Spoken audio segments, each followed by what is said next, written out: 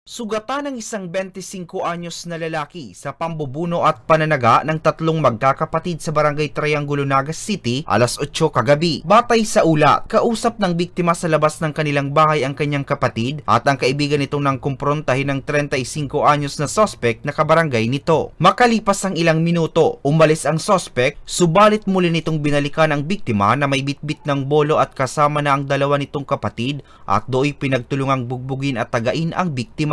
Agad naman na naitakbo ang biktima sa Bicol Medical Center habang mabilis naman na nahuli ang isa sa mga sospek. And later, tinaga itong ating biktima sa kanyang sa may ulo at sa katawan. So, yung dalawa po dito sa mga suspects ay nakatakas, pero yung isa po ay nahuli. Sa ngayon ay nagpapatuloy naman ang ginagawang hot pursuit operation ng otoridad upang mahuli ang dalawa pang sospek.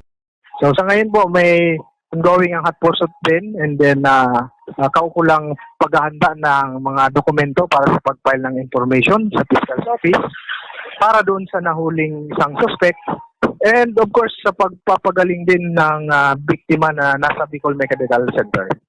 Samantala, nananawagan naman ang mga otoridad sa publiko na huwag pairalin ng init ng ulo upang makaiwas sa mga ganitong sitwasyon na pagsisisihan lamang sa huli. Para sa mga balitang Tatak Bicol, Hercules Barbacena.